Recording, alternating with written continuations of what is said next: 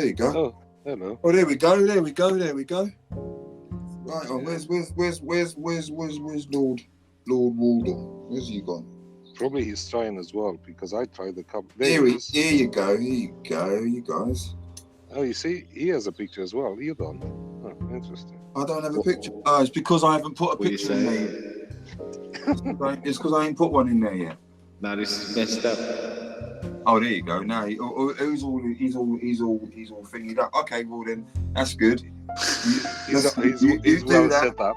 He's well set up. See, I'm the one who records it and switches it on. He's got all of the gadgetalia, so he can just do that, and then Marius and I just chatting. So yeah, rock and roll. I don't know what we're talking about. What's going on? I don't know what we're talking about yet, mate, because I haven't even fucking done me little bits and pieces yet. But we can talk language. Oh, I was going to say, so the fetish. Did you listen to Fetish for Control up there? Because it's up there now. And just for those of you who have just ladies and gentlemen, if you've just joined us, the House of Lords are just organising themselves currently as it's Christmas, so bear with us. Happy holidays. Happy holidays to you all. Happy holiday. We're happy that you're with us. We're grateful that you're listening to us. But now it's back to the festivities. Somebody's got some toffee vodka down them. Did I hear that? Toffee whiskey. All right. So. And what's Marius? What you got over there with you? What have you got? I'm just next to the car. Oh, you're next to the car. Why say it like that? No, you said about being brutally honest. Marius has got the green grass of home. The green. Oh, there you go. That's what I'm talking about. Green grass of home. Yeah.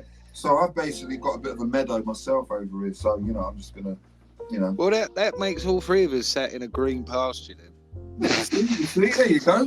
We're in green pasture. Pastures new, mate. Pastures there new. There we go. Love it. Just be real. So if you guys had a good weekend, he's gonna kill your chair. You know that.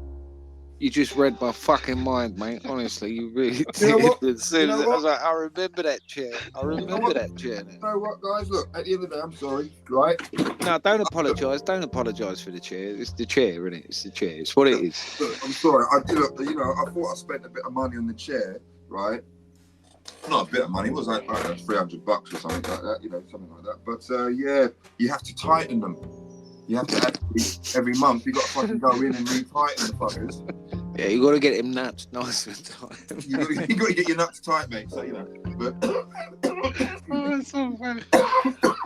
House of Lords, ladies and gentlemen. House of Lords. It is indeed. Right, now, hang on. I just realised I'm peaking on my levels. Oh. Right, that's better. I think, is that better? I sound topsy in my headphones. Do I sound toppy? You sound like there's a little. You sound like you could do with a bit of the de-essing, but apart from that, you sound all right. Bit toppy, but sound all right. All right. You sound connected. Thanks. What are you saying? What are you implying, Marius? Like, do you know what I mean? Well, I would say. Like, what are you saying? You sound very deeply connected. I'm always connected, like, you know what I mean? It's like, ever since I left, like, college and that, right? I got, like, my B-Tech. Yeah. Oh, you're taking me back, mate, with some B-Tech fellas. Oh, God. Wow. No disrespect to all the B-Tech. None at all. None at all. You guys were keeping us. You guys were behind the scenes, man, keeping all the manufacturing and all the engineering in the back working. So yeah, so we've got the most respect for you. I don't know why you say you guys. Right, yeah, I'm with you on that one. Well, you know what I mean. You know what I mean. Big up on yourself.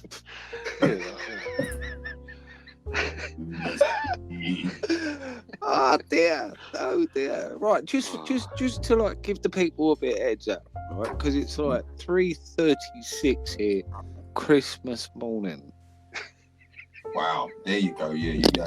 I don't even know. I don't even know how to follow that sentence up, right? But there's myself, Carl. There's Marius, and there's Ihani, right? And it's Christmas. and we're here for you lot. That's right. That's right. I was just going to follow that up with recognize.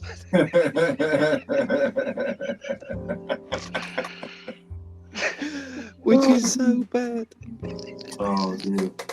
No, it's good, mate. It's awesome. It's awesome. I'm loving it. I'm actually loving it because it's like it started. And I actually, because I, on this side of it all, I actually started to watch I said, all right, then Spotify, you're giving me, sorry about the check. Spotify, you're giving me some information to learn. So I started to learn and listen to some youngster who's been doing it 5 years. Is obviously making loads and loads and loads of money in the podcast world. But I was listening to the young lad and what he was saying, and the aspects, and we're on target. Authenticity, genuine, that type of thing. It's not polished. These guys, what they did? They did a podcast. Their first podcast, they said, "Oh, let's just talk about." They saw a dude. The guy saw a guy talking about his feelings, and so him and his friends, young friends, right? They're teenagers. They were like, "Let's sit around and talk about our feelings," and that's what they did. And they got some super successful. Right, wait then. No, hang on.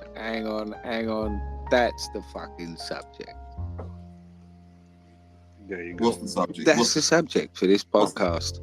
That's the subject for this podcast. Feelings. Our feelings. Yeah, feelings. No, not feelings. No, not feelings. Not Our feelings. feelings. Our feelings. Our. What Okay. we're feeling. Honesty. Yes, about all of this stuff. Right. What say you, lot? What say Do is we what have a parlay we do? We on do. our feelings? Yeah, we do. Yeah, Right, that's two. let's have that. Marius? Yep. We do. Our feelings. Very All right, important. ladies and gents, boys and girls, or whatever pronoun makes you feel comfortable. This is the House of Lords, and we're going to be talking about our feelings. Who's going to hit it off? Who suggested it? No, listen, mate. I'll look. No, don't do that. Don't do that. I'll go because at the end of the day, look. Oh, hang on. All right, let's I'll make just it. jump in. I'll jump in. Let's ask each other questions. Help me out here, boys. You know where I'm at. Yeah. Let's start. Excuse me. Questions are good. And also, at the same time, as we're about to ask these questions, I want the ladies and gentlemen, maybe some of the questions that we ask ourselves, maybe the audience can, take the questions down and ask themselves that question. We're asking you that question also, ladies and gentlemen. And then feel free to drop us a line. Man. It's a safe space. We definitely need to talk about these things because there's lots of us who've gone through a bunch of stuff, especially over the last 4 years, and haven't had a chance to really have a chat because of the precarious nature of everything, because of the loud sentiment that comes from anyone that's too soft, excuse me, too soft to knuckle down and be accountable for themselves. So so there's a culture kind of breeding where feelings aren't allowed to be spoken about. So I'll jump in. So let's. What's the question? Well, whatever question we want to pose to each other, I tell you, this green pasture's a bit, bit hectic, innit? Just a bit. But you know what? Wow, it is Christmas. It is Christmas. There's kinfolk right here. Right, we got to start a conversation. Ladies and gentlemen, It was interesting to see the pattern how as you two start coughing, I coughed as well. I was like, why am I coughing? Exactly. You see, we've got good reason to cough. All right. Well, the question's there. Yeah, the question's out. Do you know what I mean? Just whatever question that you want to pose to an individual, whatever I want to pose to you, whatever you want to pose to me, and be honest with your emotional response. How you were, who you are, or what you are now. Whatever it takes. Defo, man. So because one of the things that comes to my mind, right, and was the split that happened in my household here in 2020 based upon the goings on, based upon the pandemic and all of the different bits that no one was openly or freely having a conversation about. Everybody was being directed and guided. And when it came down to, hey, can I say something about what I'm feeling? There was a no. There was like a no. It was like, no. But your opinion don't count, mate. So yeah, you can speak, but your opinion really doesn't count. So for me, having and then watching the split occur in the household,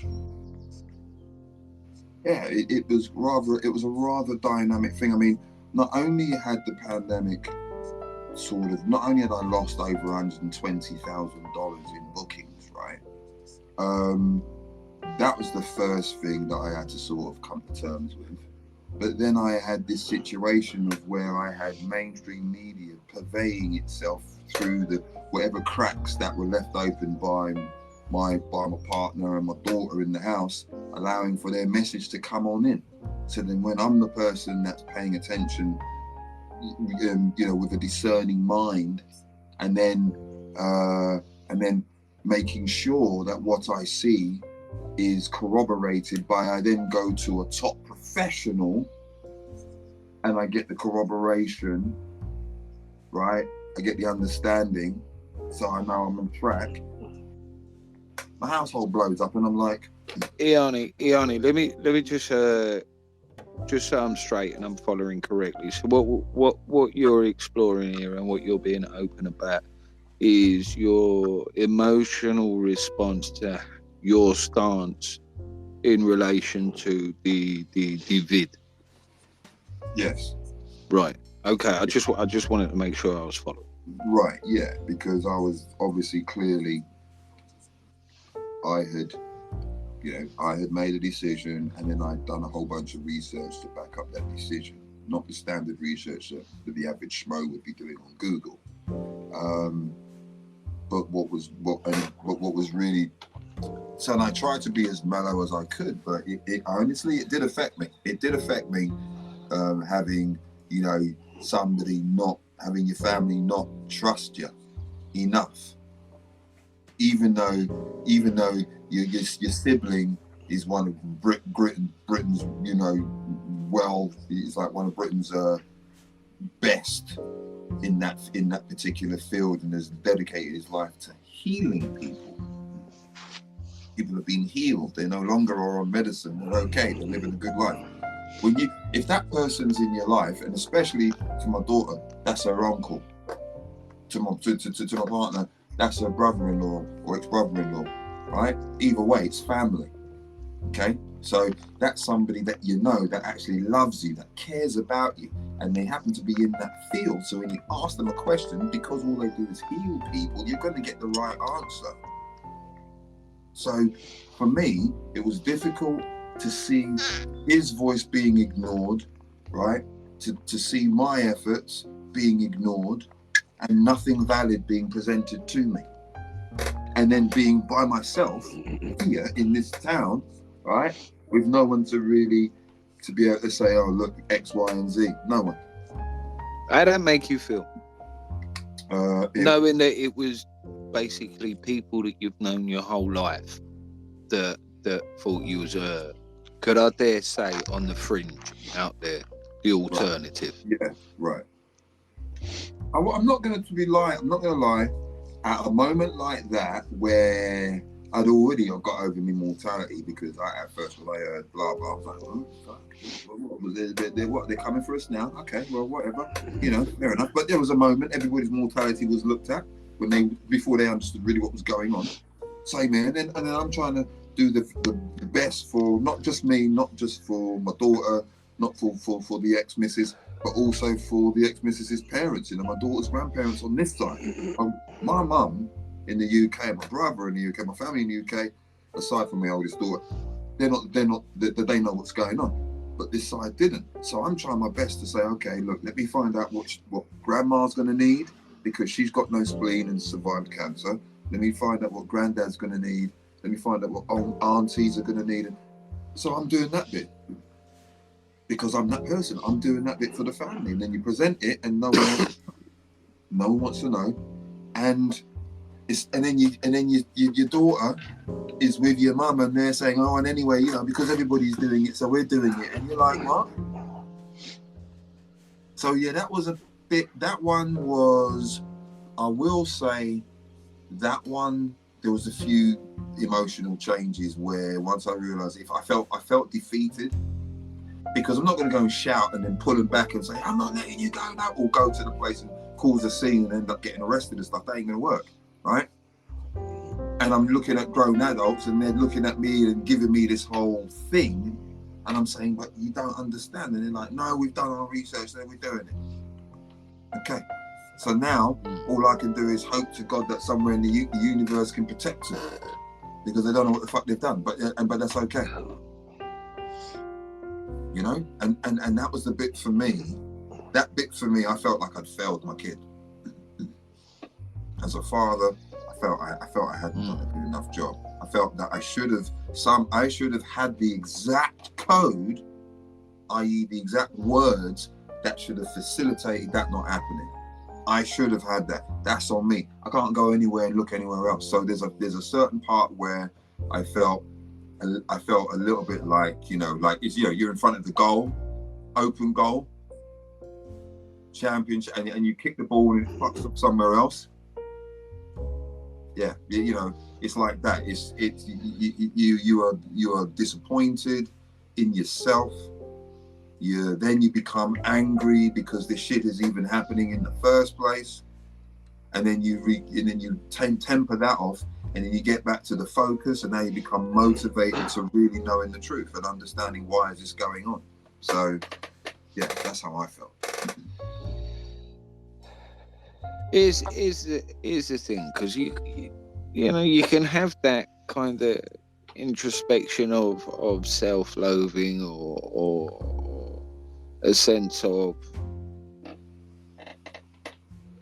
that man point of view of not being the doting father, you know, that archetypal, historic, I will stand in the face of adversity and protect my kin. Now, I dare say many have felt that, but could we not also hypothesize that very nature, you know, that guardian of the family unit and a man's lineage, you know, back in the day, that's what mattered, you know, can you carry on the resilience, the name, the legacy, the fortitude of the family name. But that in and unto itself, we now live in a world where that's vilified, it's criminal. You would be made out to be the conspiracy buff, right, the nut, right? But yet there's that archaic emotional response where you could be quite barbarous. Is that a fair assumption? Yes. Yes.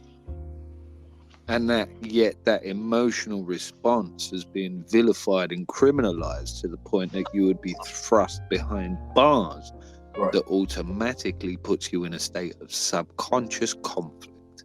There you go. Which is just not of your making. Right. Right. Now, right. I felt, because I clearly understood that it was that their response was somewhat a fear-based response, or at least from the adult side of it on the mother's side. But I even regardless, still, I felt I had failed. I didn't like the feeling of failing the very people that I'm here to protect. The very people I'm here to protect. And somebody else's words who they don't even know had more effect than the words from somebody who loves them and somebody way more qualified than the people who were even talking to them in the first place. Ihani, Ihani, Yes. this question shows up is, what is failure? What is failure? Yeah. Failure to me is more like failure is something that I have learned from Back into the loop. Yeah, sure. Failure is something that I've learned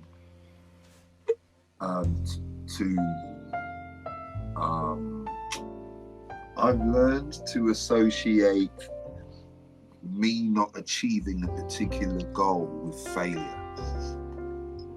And especially when it comes to personal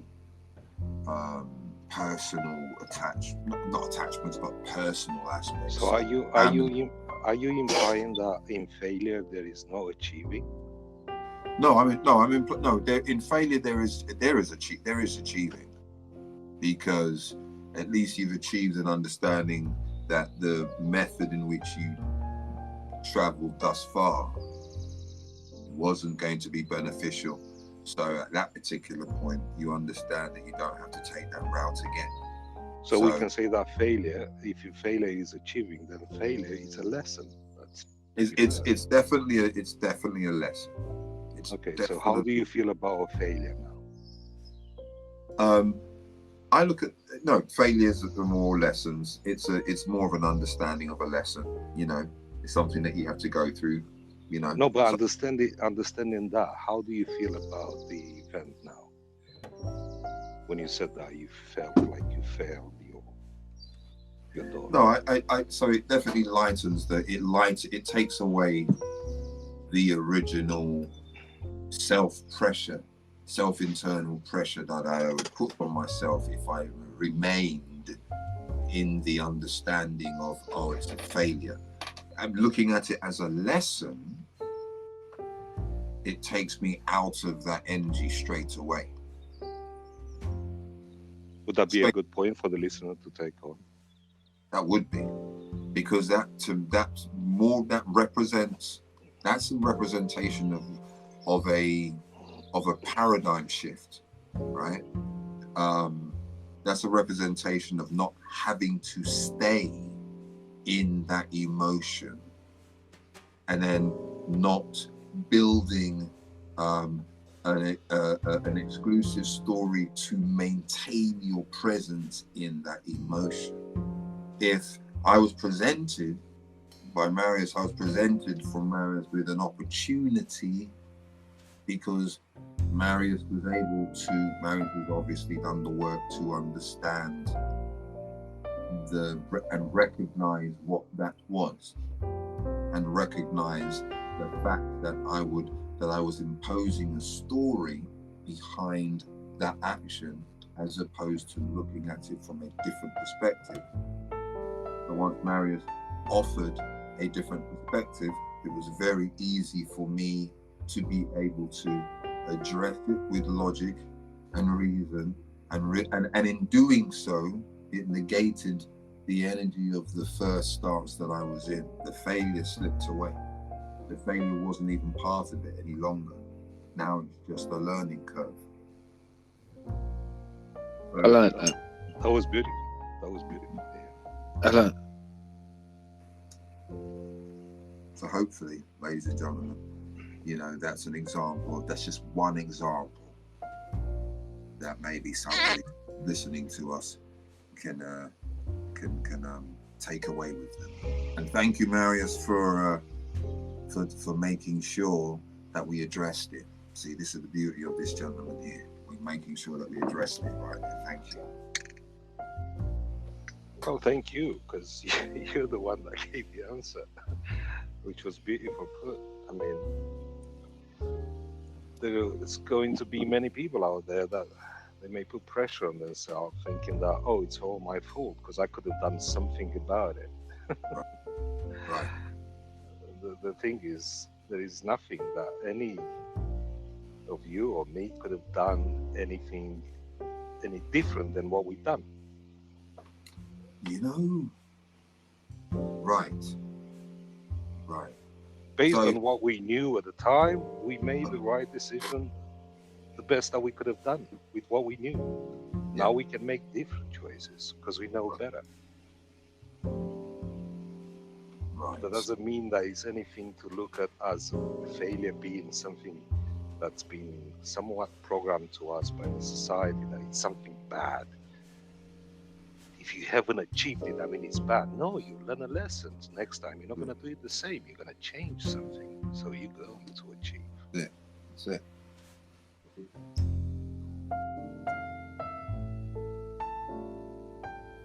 You know, when I first heard the thing about if you change the way you look at things, the things you look at change. I sat with that. I was like, interesting. What do you mean? If I change the way I look at things, the things you look at change. It's just a change in perspective. I'm so glad you picked that up, Marius. Go on. No, that I just wanted to recognize that you picked that up and used it part of your repertoire, because I think it's a beautiful saying. It's something I've been using for a while, which I'm sure that you're aware of. But that saying onto itself has just got so much in it. If somebody's prepared to sit with it, you know, it's beautiful. Go ahead, Marius. Sorry. Yeah, no, it takes a while to get to the depth of it, and I'm not claiming to actually get to the full depth of the entire sentence. Step by step, changing the way we look at things, of the situation that we're in, or the people that we interact with, it changes everything. Meaning it gives us the opportunity to be the architect of our life, how we interact with people, how we see the world. What lenses do we want to use to look at the world? If we want to use any lenses to look at the world, or just look at the world as it is. But there's many lenses that have been given to us through the programming that we've been exposed since the age of 5. Well, we can say since we're born, because we're exposed to the patterns that they've been programmed to, Right. So they already start from an early age to program us how to see the world. And then the education system comes in, and so on and so forth, all the others. Religion, So, Marius, politics, go on. yeah, I was going to ask yourself, you know, as Yanni mentioned just then, you know, with COVID and the ism that was so visible within his own personal experience between the differentials between family members, and how abrasive the stances could be, and the emotional response that is evoked, you know, from their interpretations of that. I wanted to ask you, what's something that you're been going through emotionally within yourself? Emotionally within myself. Well, when you look at how much COVID has changed the world, you look at the world and it looks like everything's changed. Everything's changed around. And people are like me doing the job that I do, asking the question, so are you being busy? Are you being busy? I said, no, he hasn't been busy for a very long time, for a couple of years.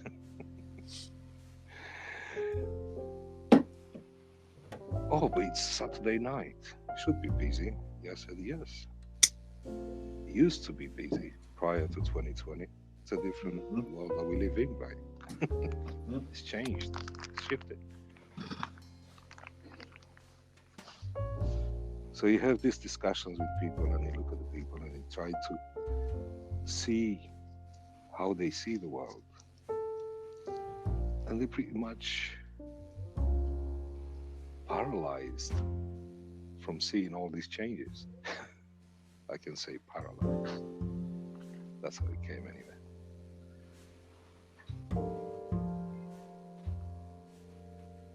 But when you say paralyzed, you think, oh, that's the unconscious. It's all the programming that's working on. But I'm still looking at it, I'm like, come on, people. I'm trying to fight the world to wake up.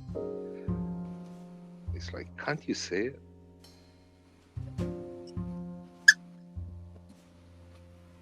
And you know, sometimes you get to that point when it makes you feel like you struggle with it, and you're like, why are you trying to really do something that you know it's not possible? And some people may say, what do you mean it's not possible? Well, you cannot change someone else's mind unless they agree to it. So they have to come up to that point of curiosity and asking the questions, the deeper questions. And that was something I've been lately going through, which combines with other things that I'm going through, like with a marriage that it's been platonic for a long time, and you look at how do you change that? And then you come back to the same point. It's like, you can't change it because you cannot change someone else's mind, but you can change yours. So when I realized that, I started to create more ambience in the house, despite the fact that it is how it is, as we've been going through different challenges in our own family. This has had an impact on the relationship. But when you change the way you look and approach, everything changes. That's why I asked Ihiani why he looks at the failure as failure.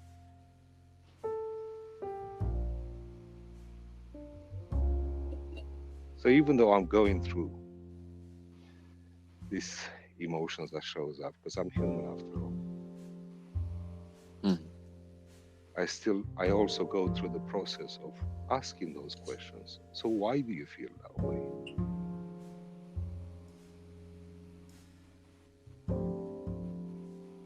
What the audience can do is just ask themselves, why? Why do I believe in this? Why do I believe in that? Is that progressive? Is that helping me to grow? Why am I not happy with myself? Is it because I can't grow? Why can't I grow? And then when you start asking those questions, you start asking why. And then you go, why, the why behind the why behind the why, as Kern says, our wonderful founder of this Council for Human Development, who's a wonderful, wonderful human being. He doesn't like when I praise him, that's why I say it. That's when you start to go through the process of discovering actually beliefs that are in our subconscious that we don't recognize they're there. Because if we don't ask the questions, how are we going to know that we have certain beliefs that is stopping us from being who we really are, to live the life that we really want to live, to make the difference that we want to make in the world? Everyone has different ways of making a difference in the world.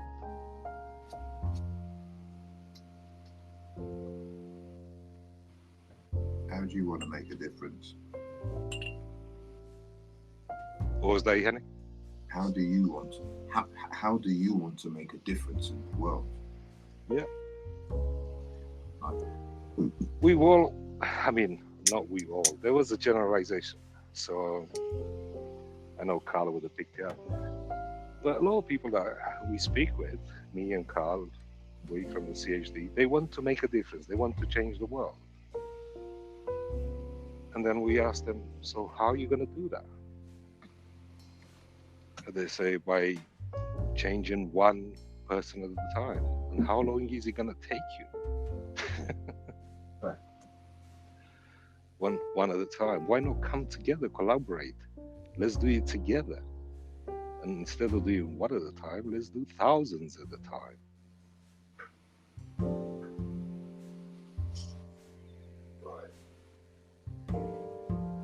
But people want to address the problem with a mind that's been programmed, and they don't want to actually look at it and see that they have the answer of the problem, because the problem is in the programming. So am I right to surmise your biggest crux is people operating with the confines of their programmer, as opposed to being able to step outside of that and see a much bigger potential? You got it right. Okay.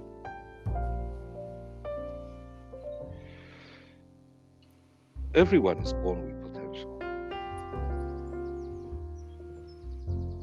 That's the beauty of it. That's a generalization I can use. Okay, I have to come with, there may be a couple that they may have some brain damage. I understand that. But if you look at the brain is such a beautiful organ that it actually can shift certain functions of the brain from that side to another side and still function. That must tell you that we have a supercomputer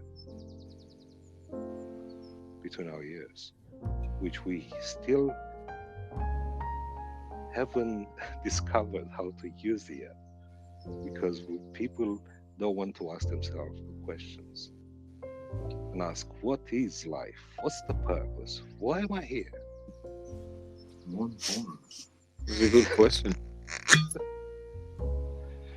That sounded like a bottle lid coming up. You heard that, right? Bottle top getting pulled off like. I did say we are just about to embark upon a parlay. Yes, I've got one of those old style bottles that makes me feel like a pirate. Nice. Okay, good. Glad to hear it, because we're getting there. I'm about to hotbox the studio. So here we go. All right. Any questions this side? So really, the question is then this, Carl. Clearly, you know the question's coming to yourself. It would be a presumption at best, but go ahead. So, what's been going on as you asked Marius and Marius asked me, so I asked you. What's been? How have you been? That's a good question. That's a good question, and it's a massive question, and it's a question that introspection is required. But like the old Taoists or Stoics philosophers of old, it's a question I've been asking myself continuously and consciously. And one thing I've been observing, I suppose, and exploring, yeah, is the the recognition of the illusionary projection that I had woven for myself through identification and illusionary weaving of my observations of reality through my own particular lenses. There was coming to terms with that introspection, realizing that, yeah, an awful lot of them times I was the toxicity in the room. I was the bad guy. And then from that, the last few years is coming to terms with the bandwidth, the complete spectrum. Yeah, why not? Let's speak about ourselves in third person, right? right, is the dichotomy of the whimsical nature of the expression of response to Carl or Dapper Tramp or a handful of other names. For years, I would assess a situation, and then I'll still stand by this. It is important practice to master, and it's a sense of occasion. But I'd realized I'd spent most of my life through the lens of adapting to the situation that was unfolding before me and keeping other facets of my personality in check, which in turn fragmented my personality even more, even though I was coming to terms with the duplistic nature of oneself. Do you know what I mean? So, over the past year, 2 years, I've been accepting, as if we was to talk about a schematic that we use within the Council for Human Development, which is my favorite schematic, called The Sciences of Your Unknown Universe. And it goes through 8 kind of fundamental steps, which are then broken down into even in more and more and more macrocosms of self-analysis and self-dissection. But I won't bore you with that. With the like of the public speaking, the development of other facets of my life, there's been an acceptance of the spectrum of that what responds to as Carl, and being accepting of however it presents itself with any given moment. Because the moment our expressions leave our physicality, they're out of our control. You know, we spend a lot of time as we develop. Do they know what I meant? Do they understand? Do they get it? What if they're thinking this? What if they're thinking that? Fuck all that. What are you doing?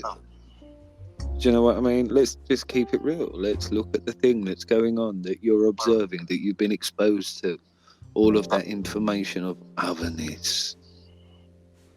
And you're concerned with people and thoughts of other people's interpretations of your actions, when 9 times out of 10 they're thinking about Emmerdale. Get a grip of yourself.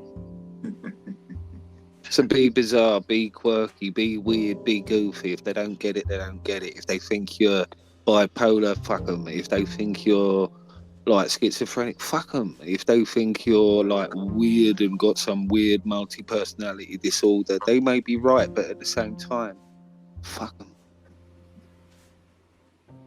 You know, some people are going through the quandaries of coming to terms with the reality of the situation that is unfolding around humanity right now. The gender ideology, the global genocide, the manipulation of lies and propaganda, and the psyops that are taking place on a constant basis. As I said to Marius a few times over the years, we've been conversating that I've been exposed to this Iani, which I think I've told you before, for decades. Of course. Decades. Yeah. And there's a psychological kind of desensoring. You know, you become desensitized to the vulgar, tyrannical, barbarous capabilities of this all-foreseeing cabal that has its own maniacal wet dreams to play out. So why everybody was running about trying to comprehend what was going on, I'd long come to terms, as you express, you know, as you were being exposed to various informations about what was going on around COVID and that ism breaking out within your close network. That ism broke out for me decades ago. You know, so there wasn't necessarily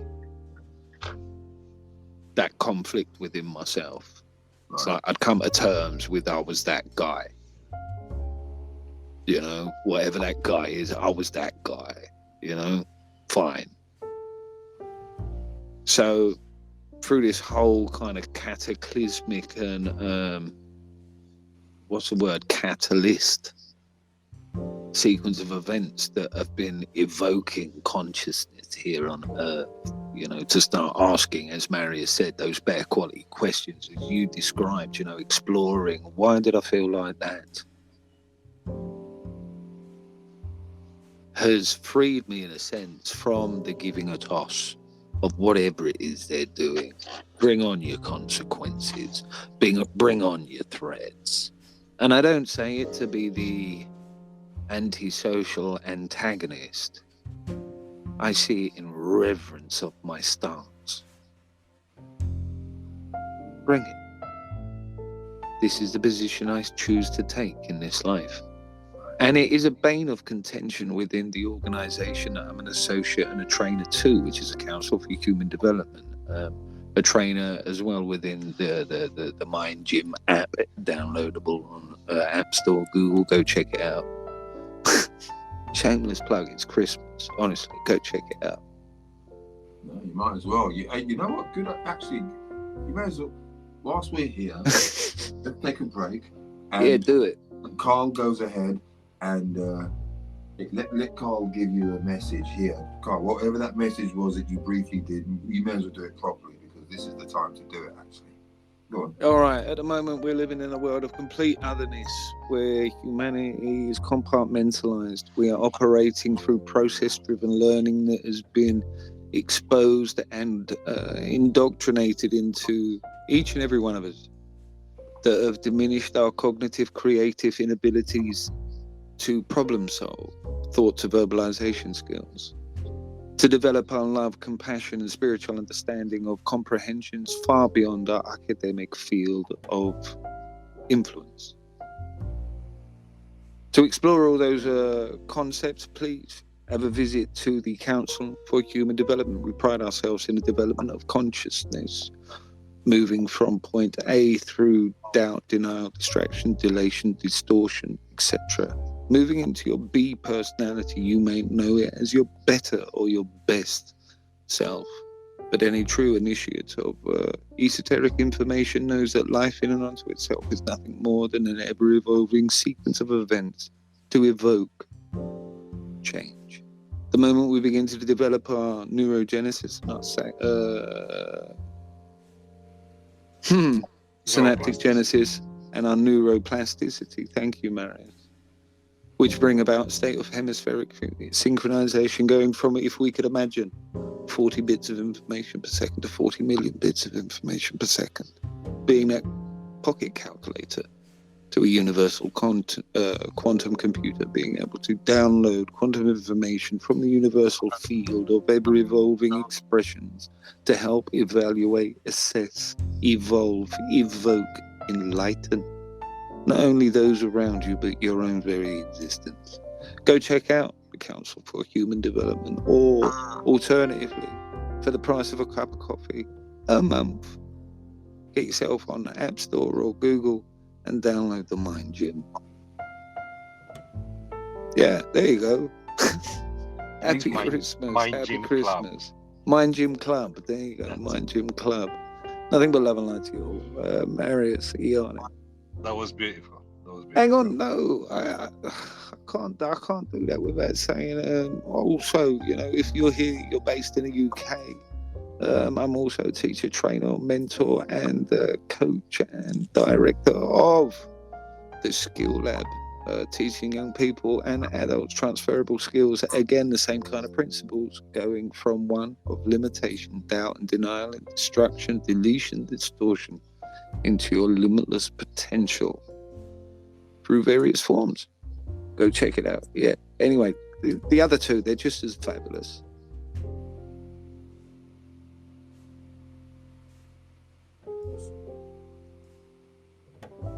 Oh, yes. And the other two was used to, by the way. That's what I was getting at. Oh, what's the matter with you? It's Christmas. We're sitting there taking it in, mate. We're sitting there taking it in. Yeah, no, it was. Hang on, you know what? You know what? On the floor. Hold on. You know what I should do? Yeah. I'll tell you what. Stay right there because I have to go and get myself a little shot. I've got I've got something in the freezer that I always keep a little bit of Tito's in the freezer. Are you guys gonna make me go myself in the house and get myself a drink? We're I not would going to drunk make you do anything. No, we're not going of course you're not gonna forcing make you. me. I'm gonna choose if I want to, but it's You're been. going to choose off your own volition, right? That's true. Oh, that's a Actually, lovely I wanna actually bring that to the equation. It's been a couple of years since I put a drink in my mouth. Not because someone actually. We burn it. Someone said to me, "Oh, so you gave up drinking?" I said, "No, I didn't give up drinking because I wasn't a drinker. I was an occasional drinker, but I just decided that I don't want to have a drink. I'll go to a party. And I've already had one. I can have a juice if I I want want to." to have a smoke. What I want to do is What is do he talking about? Pastures New. Let me rock and roll on Pastures New. What's going on? Oh yeah, but I do like that. I like that, mate. Marius, what you were saying, mate, makes a lot of sense. No, and then that means that you can have a drink if you want to have a drink. I'm Yeah. not saying now, don't drink again ever. No, but be the one in control. This is one thing that I can say that I am looking to apply it into smoking, because that's another thing that I have to look at. And my sweets, you know what I mean. Hey, you know what? Listen, look. I just picked up. Okay, so in the States, yeah, they have things like zucchini bread, right? Let me tell you now, it's zucchini cake. Yeah, it's not bread. Okay, so bread is something that you could toast, slice, put a bit of butter on, and make a sandwich out of. That's bread. Now, I see you're talking about the States isms now, aren't you? It's bizarre. Cake, man. Bloody cake. Somebody said to me, "Oh, this is zucchini bread." I said, "What? That's zucchini bread, is it?" When I first ever came in and I tasted it, I was like, "Zucchini what?" Because that's zucchini bread. I said, that tastes like McVitie's zucchini cake. It does.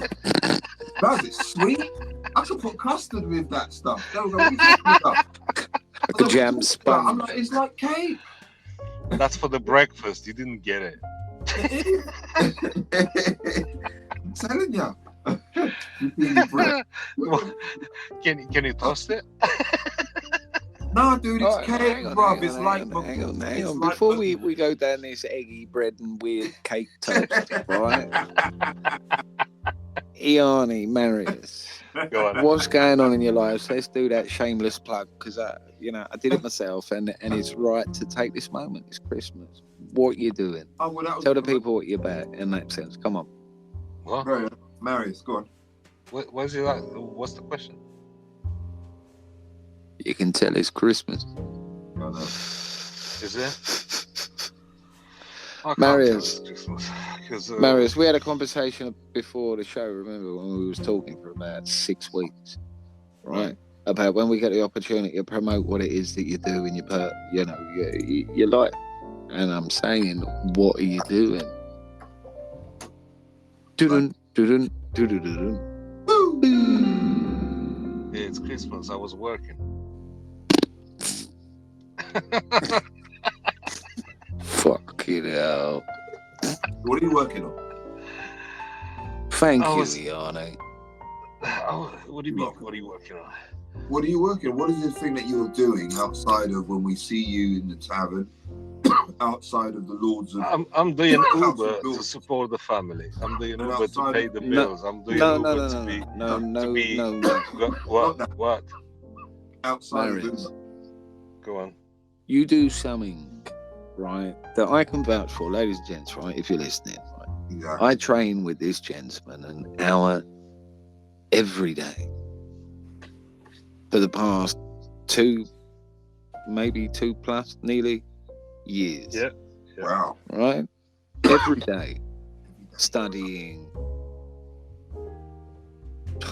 quantum theology, quantum psychology, philosophy, spirituality, theoretical consciousness, It's like, flow state, non-combative argument, all subjects that bring about the aforementioned hemispheric synchronization and everything else. This man's a trainer in his own right, and he does it every day. 24/7 sometimes. There you go. You know, are you ready for this? You know, listen to the statistic, right? If you do one thing an hour more than anybody else once a week, right, you'll be 52 times more capable than anybody else in the world. And that's just 1 hour. True. 1 hour a week. You'll be better than 52% of the world at that particular thing. And let's say you do 2, 3, 4 hours. You do a working day every day. Where do you think your consciousness, cognitive, innovative, creative, problem-solving capabilities will be in a year's time? Imagine. Was that dramatic? It sounded like it once I finished.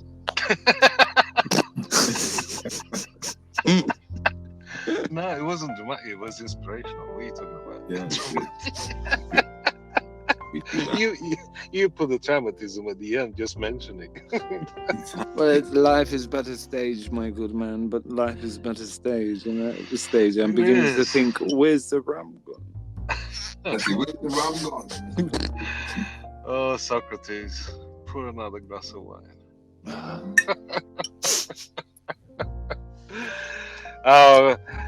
Honestly, the Republic. Oh my goodness! When you listen to the discussions, I mean, imagine us. Imagine us being in that time, being around those gentlemen.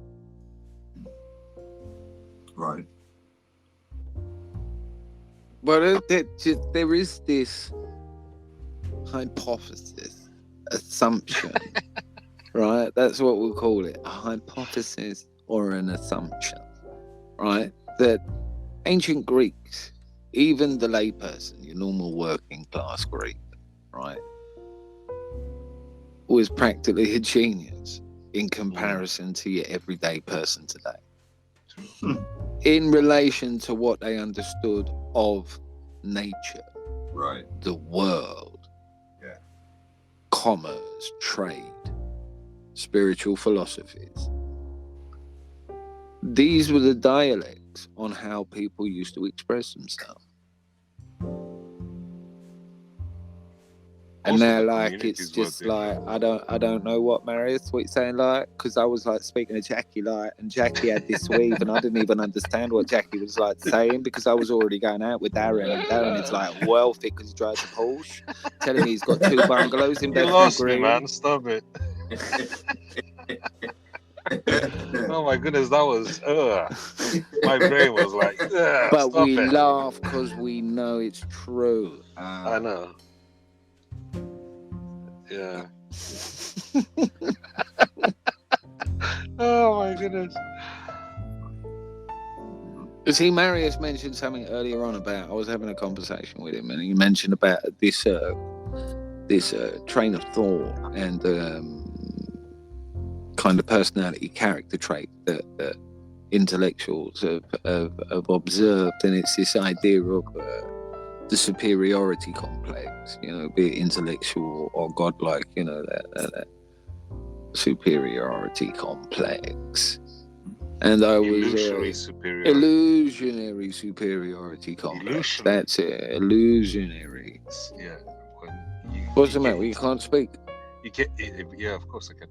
You get into that illusion that you're superior. Say it again. Tell me what it is. What is it? You are illusionary to the fact that you are superior to others. Fuck off.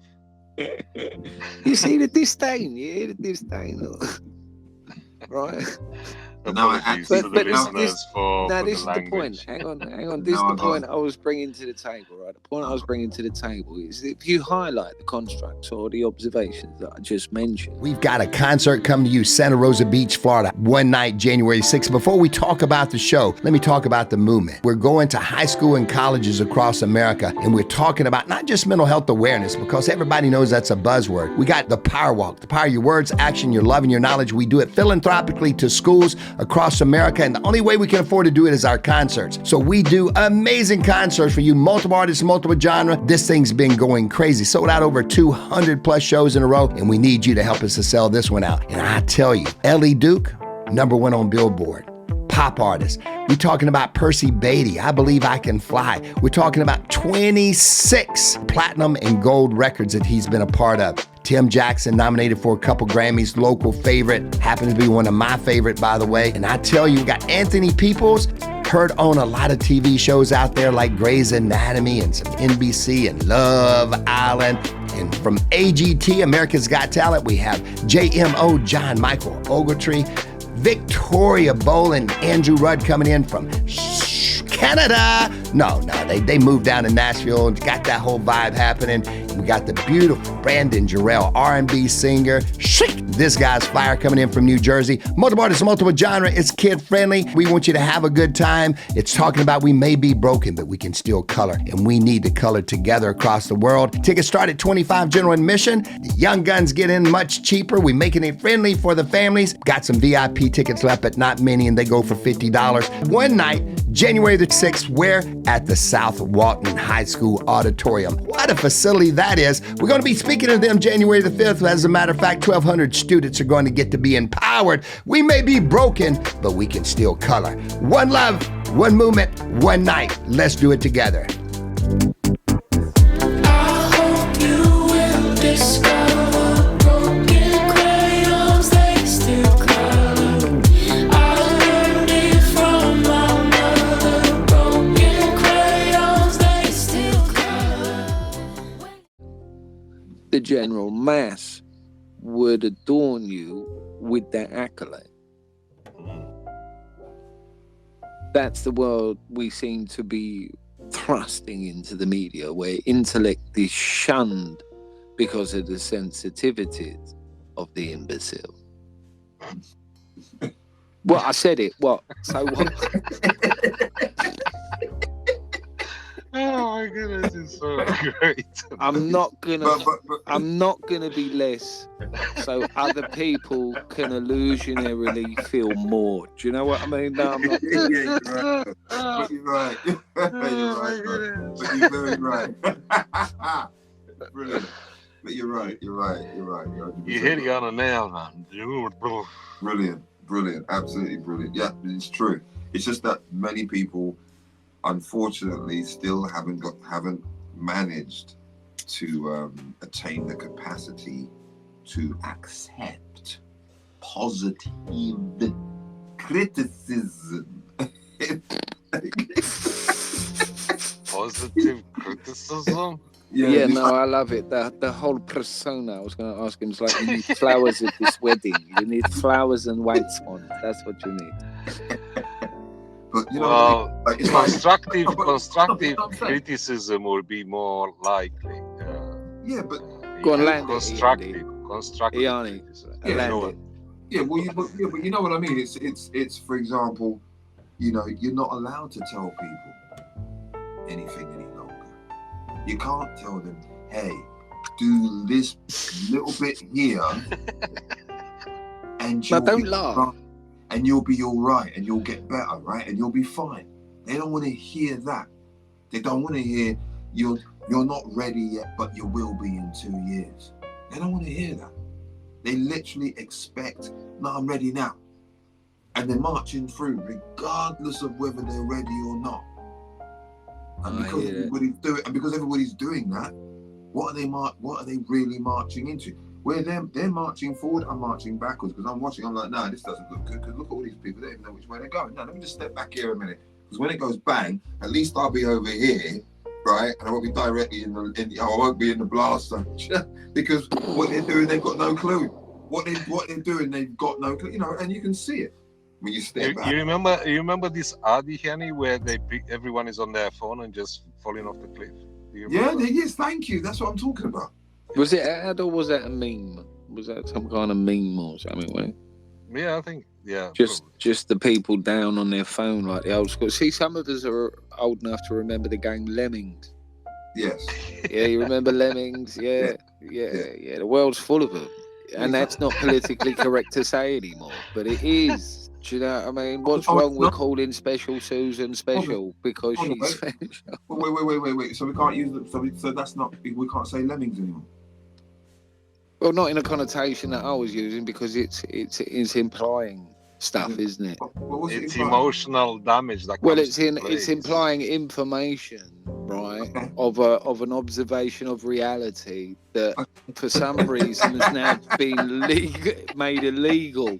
It's legal to be talk about. offended, Carl. That's why it's legal to be offended. What's wrong? No, with it's not legal to be offended. It's illegal to be offended. Here in England, I don't know what's going on in some of the other parts of the world, right? But here in England, if you're offended, right, you can ring the police and tell them, right, that you're offended and something should be done. And guess what happens? The police turn up, right, at the person that committed the offence, right? And it ain't even a crime, right? But it's treated as such. It's weird as shit. Sorry. Oh, sorry. But it's true.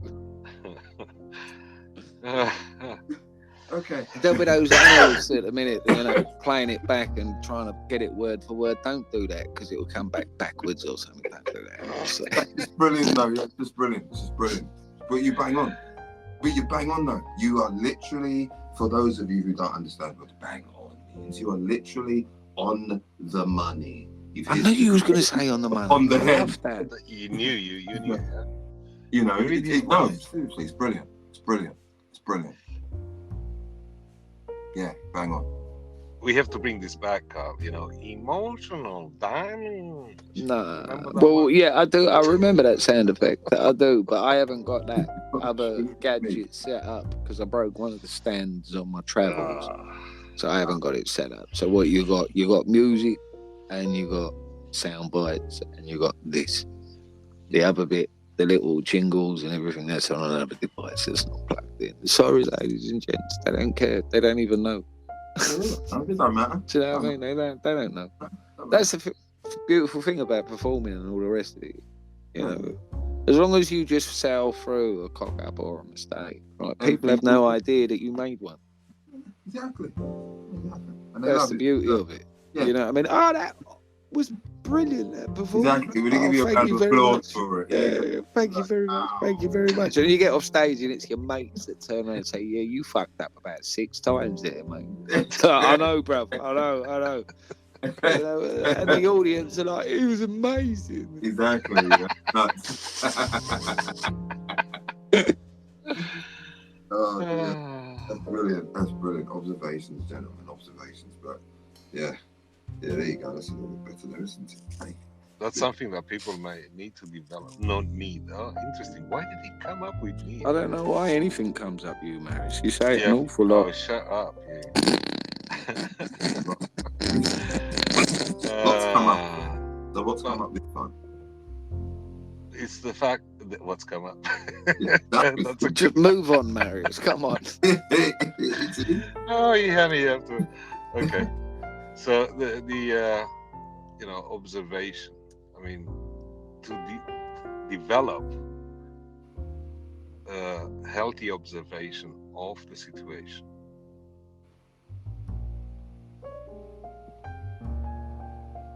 To be There you able go. to place yourself in the neutral.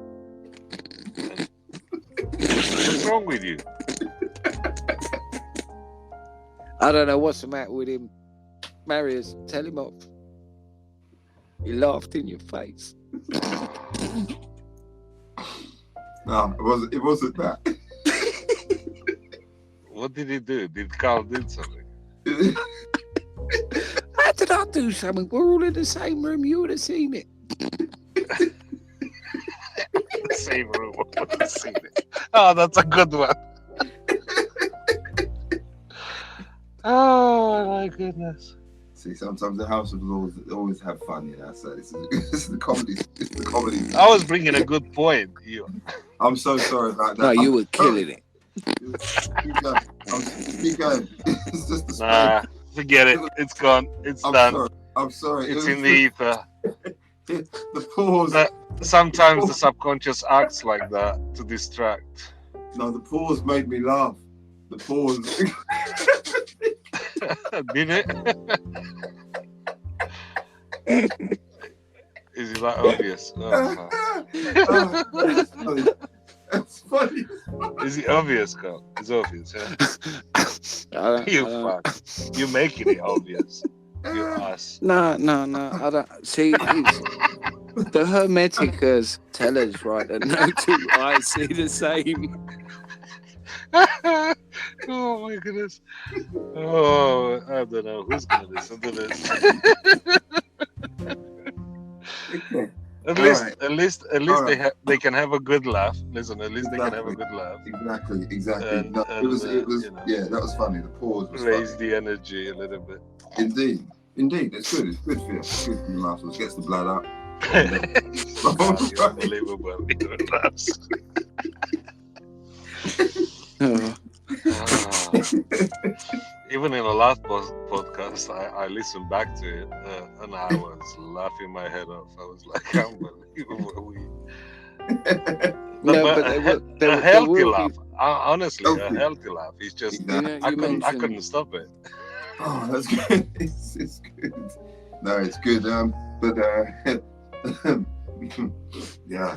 No, How there did is we get here? there is that moment. Hang on a minute, right? There is that moment where you have those audible voyeurs that are very analytical and very opposed to various things in this world, right? And they will establish that at the beginning of the conversation there was all this talk of beautiful meadows and green pastures, and then here we are 69 minutes into it giggling like twats, right? It's quite self-evident. For it is But being it's present in the Christmas, moment isn't and it? seeing it It's for Christmas. what it is. Isn't Well, it Christmas? apparently, yeah, it is. It is.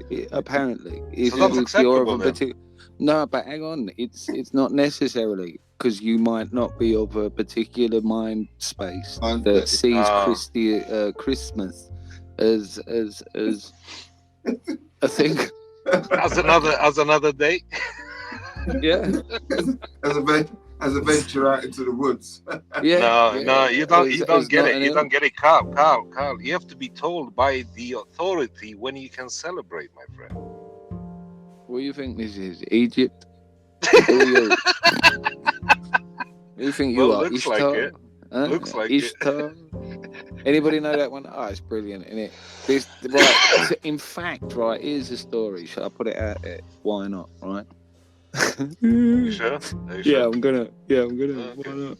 But there's this weird story about Christmas and Easter and everything, right? Nah, Easter, right? No, what are you He's gonna laughing do for? it. I ain't even started. He's I'm gonna doing do it. it. That's Of course why. I'm doing Because I it. know Of you're course gonna I'm doing do it. It's it. Christmas. Of course I'm gonna do it. Well, there's this Yeah. weird thing, right? That You go. during Babylonia yourselves. and Samaria, right, there was Thanks, this goddess, right, of worship called Ishtar, but she has many names, right? Ishtar. Now she was the goddess of sex and fertility, right? Right.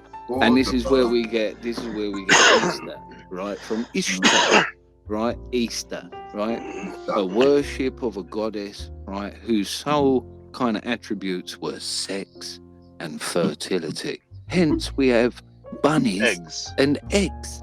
You see, sex and fertility. Now, the reason why Ishtar used to love jamming at Easter, right? Easter. Remember the date. I want you to remember the date of Easter.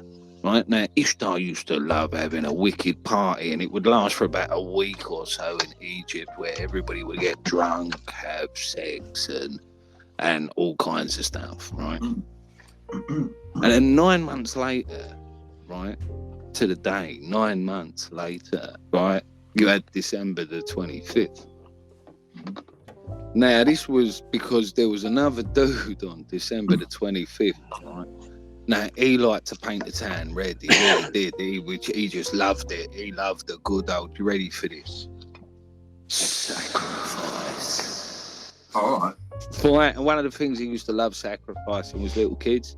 Right now, Ishtar was his bona fide. So what that Ishtar used to do was get the rave going 9 months early. So just around Christmas. You ready wow. for it? Yeah, yeah. Oh wow. Yeah, he used to do all the kids and paint the town red. Oh wow. Yeah, it's funny what we celebrate in weird ways and how it Wow. metamorphoses into something else, isn't it? Tell me about it. Wow. Interesting.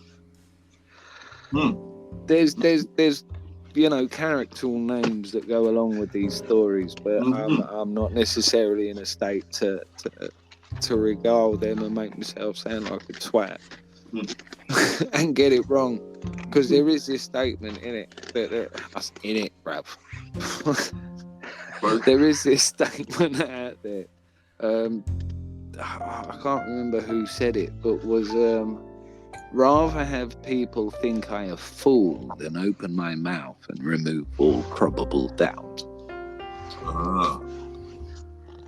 So I leave the names out of it. The one I am sure of is Easter and Ishtar, because it's similar. It might have even been Ra or Horus, that was the other end of that for the 25th, which we know is a solstice. Right. Celestial progression, but we'll leave that at the door because it's Christmas. Little Johnny wanted his presents. But it's interesting, man. That's that. See that? It just, as long as people, one of the things that the House of Lords, I suppose, does is that Who's blowing up balloons? I'm not. I'm just. Just carry on. I'm just at my. Leave it until we're off air, mate. Stop blowing that up. I'm going indoors, man. Hi, go.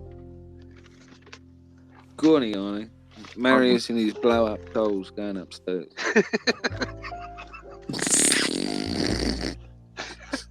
So,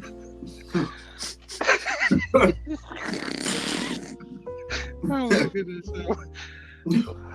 see? That's how it happens. This is how it happens. This is how ideas and thoughts just get kicked out. You get lost in the ether. Right, go on. I know you've got it, Yanni. It's right there, mate. So,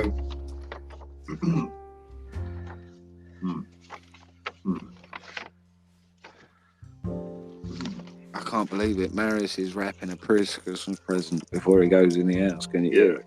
yeah, I can hear that. I can hear that. See that? I love that. That's real, that is. So what was the?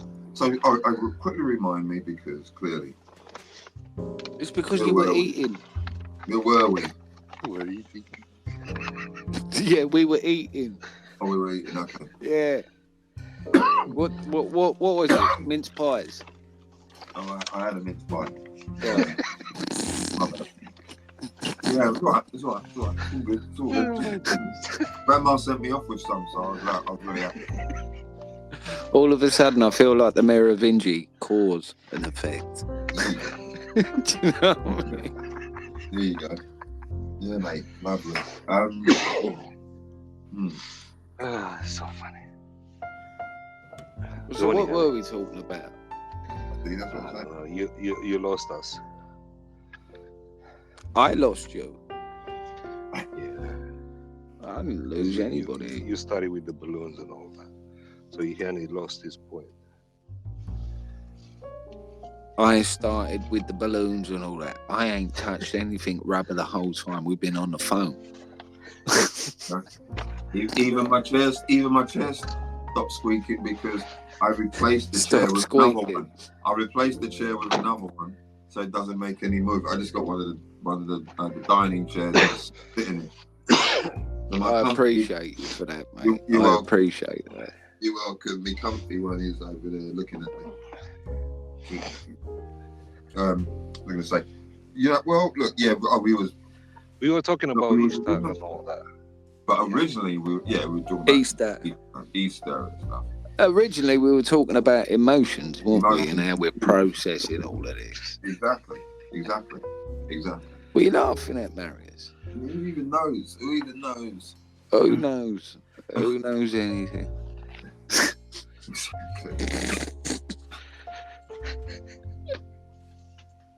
Oh, I love it. You know what you sound like? You know what you sound like? You sound Beavis like and Butthead. no, not just Beavis and Butthead. You remember the other one? Remember back in the day the dog that would laugh like that, and then its owner was that Muttley. Muttley. There you go. There you go. Oh, Marius is now Muttley.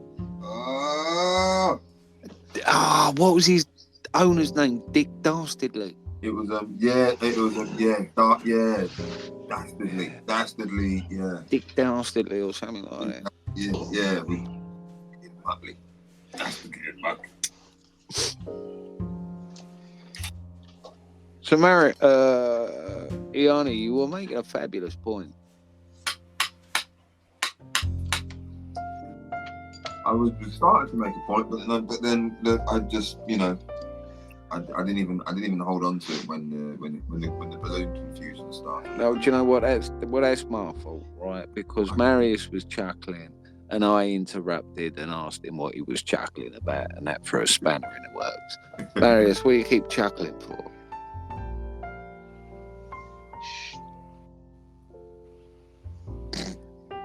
So now, Give me a moment. I'm going in the bathroom. Give me a moment. okay. See, at this moment, he was sat in the car, right? This is what happened, ladies and gents, if you're listening. Iani was here present. Stop giggling, because you'll give yourself away and you'll wake people up, right? Because we're in his ears, right? Exactly. We're in his ears. I know. Right, Marius was sat in the car after his shift, realised he still had some presents to wrap them in the car.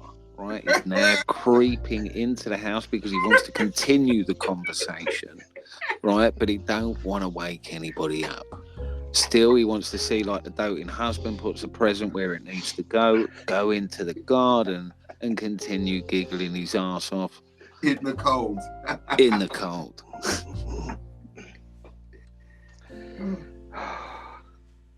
Yeah. You all right, Marius? Yeah, man.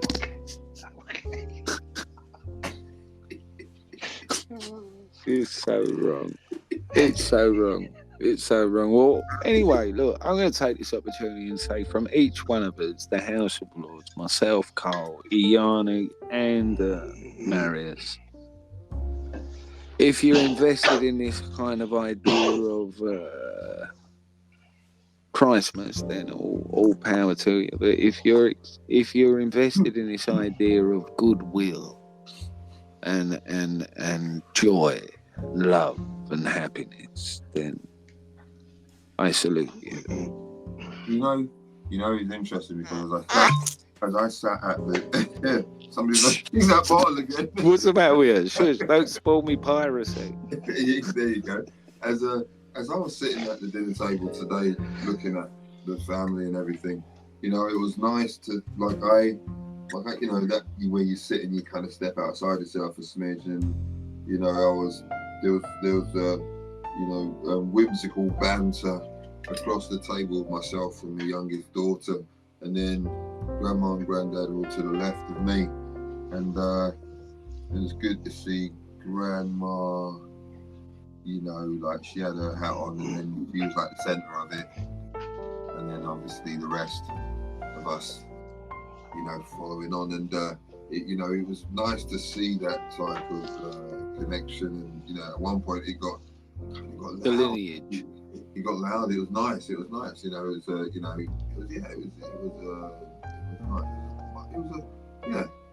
It was your tribe, Iani. It was a segment of your tribe of multitude of generations, and I can relate. It's nice to see that.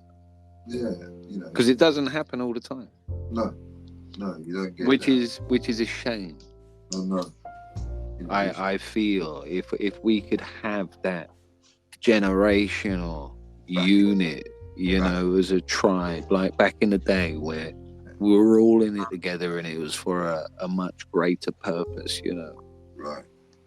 I think the old individualism and stuff, I mean, that should be, I think the you know, as we've been talking about the programming and stuff, I think the programming of the individual hey, go out there on your own and do your thing, get this, that, and the other, you know, which really shattered the size of the family. They shattered the family unit into like a fraction of what it used to be, you know. So if you don't, and because of that, you lose that connection with the older generation who have all of this wisdom, because they've been walking around on the same bowl of dust and water, walking around on, and then they got here first.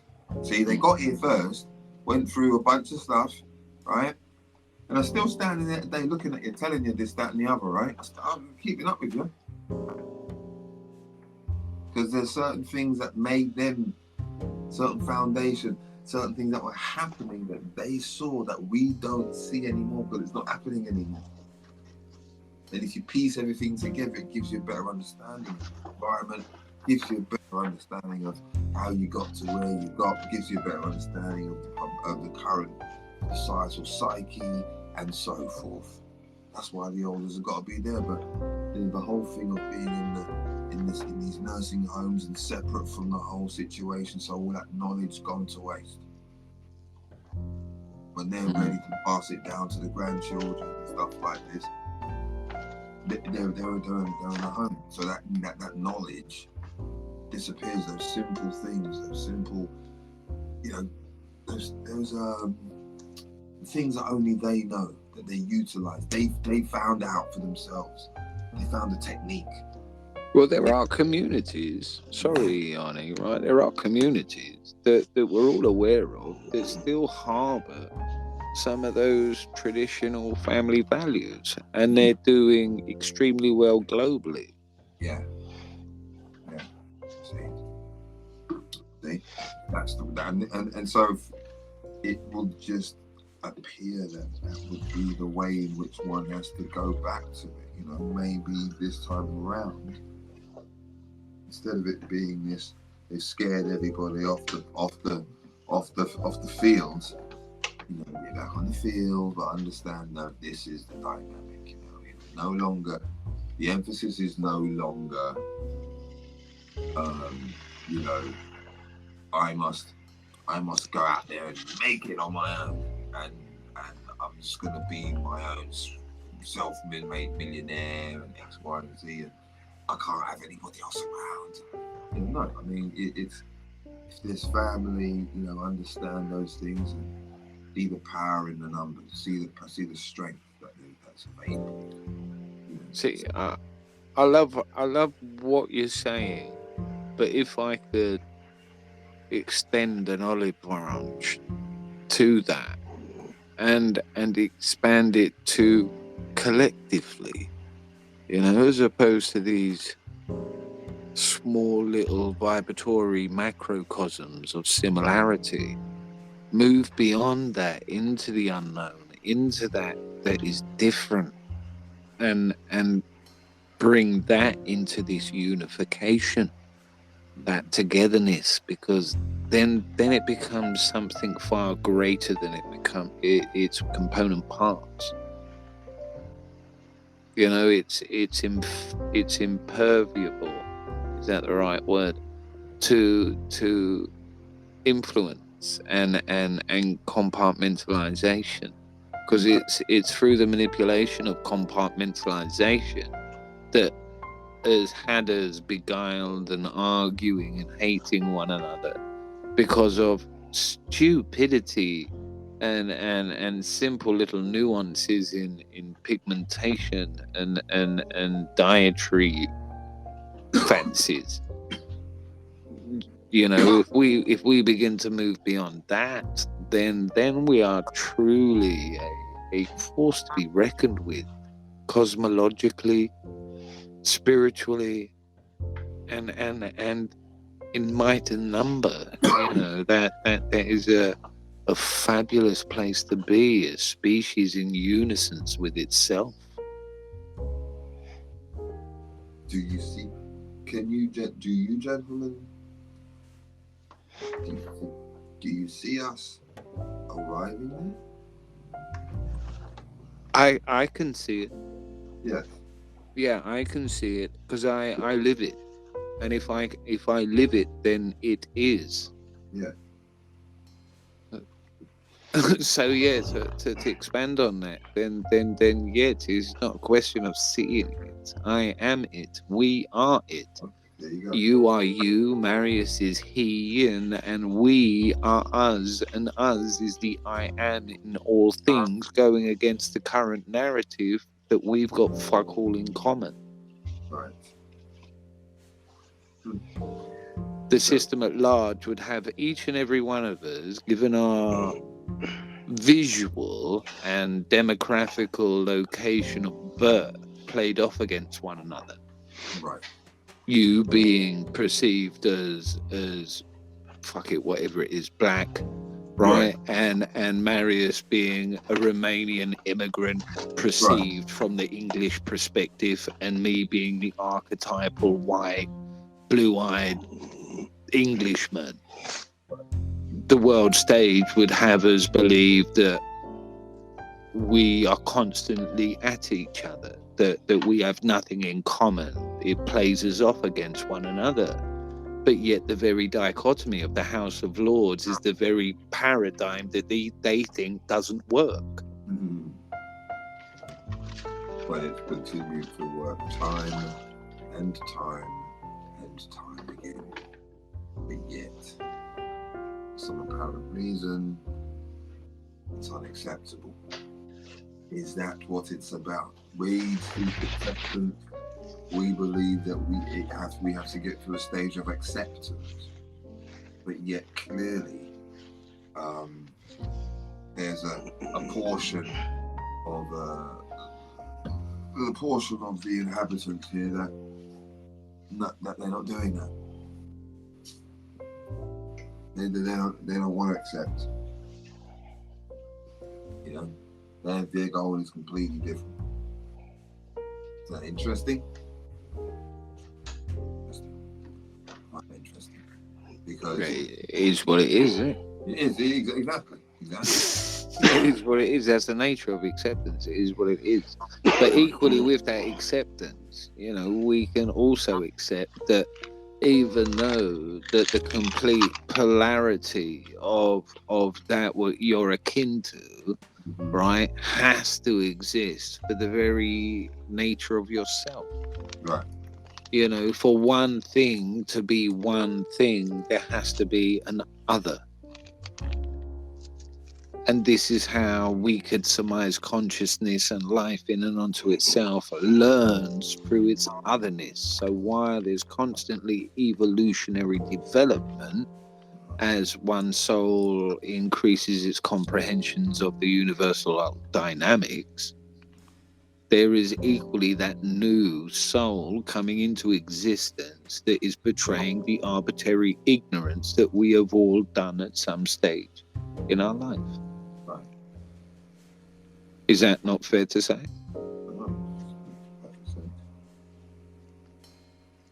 Yep, I concur.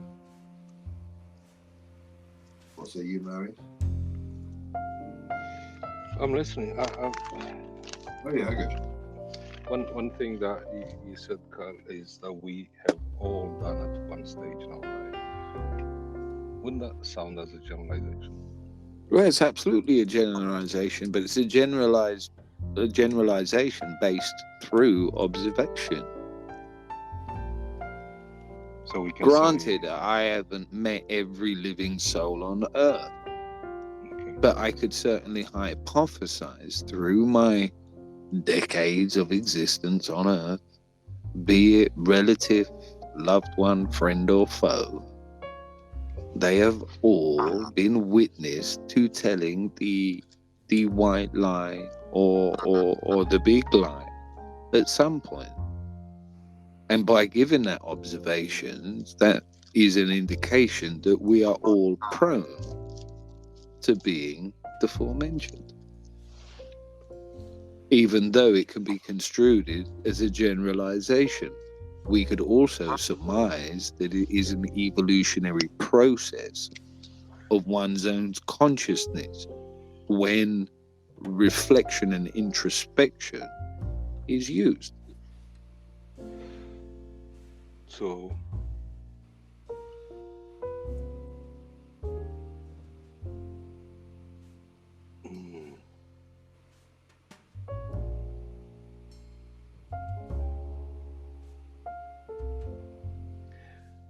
what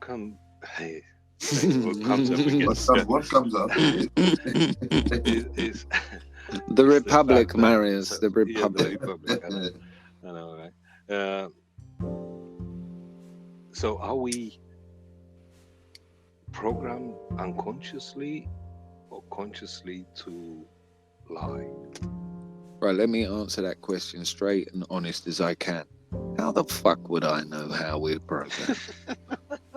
Well, but then here's a wider question.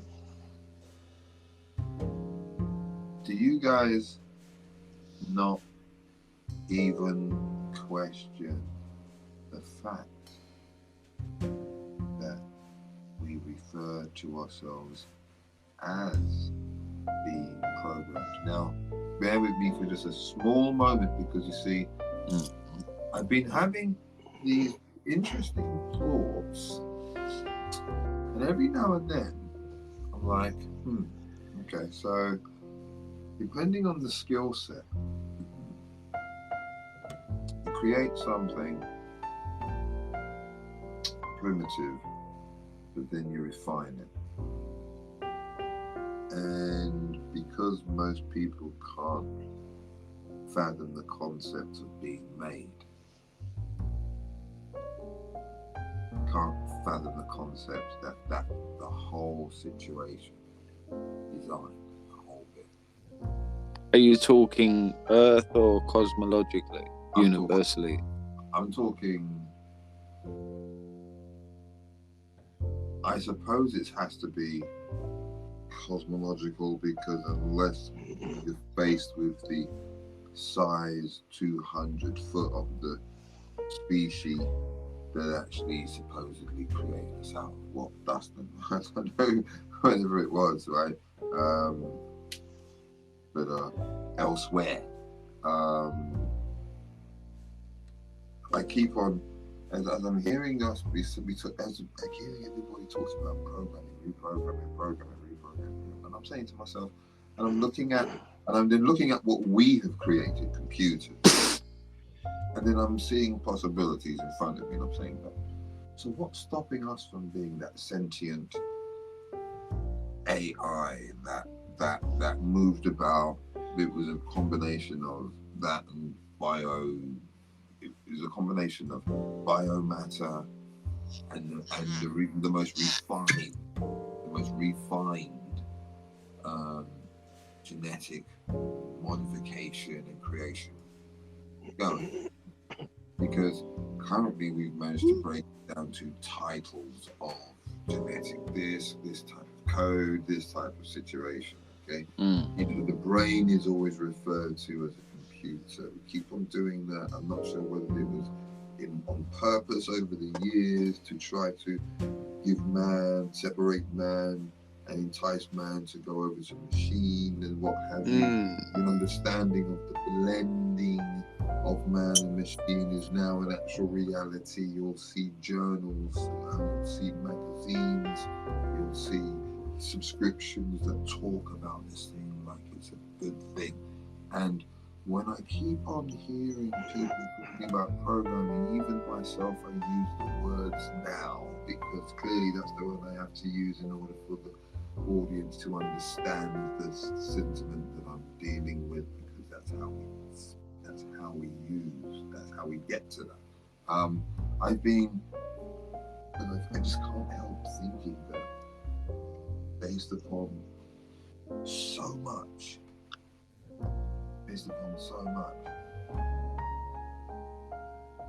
that, you know, because we're a closed circuit, the whole thing is like, interesting. It's just very interesting. It's like, okay, so I see what we can make. I see what humans can manifest when it comes to robotics, when it comes to that type of thing, where we are right now. I see what man has come to, right? How far they've come. But I'm curious as to whether or not that's the issue, whether it's because we are using the dialect of coding. Yeah. I don't know whether we're.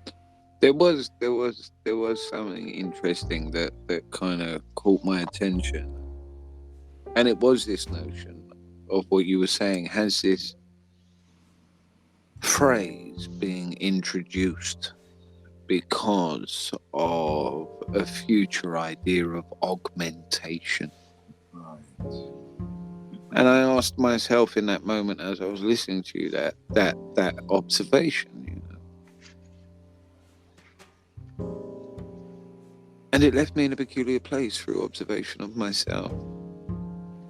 Because I could quite easily lean towards, it seemed to be the best, if we could use such a word, description or methodology for people to comprehend the development and processing power of the fleshy, gooey network inside of this bone skull.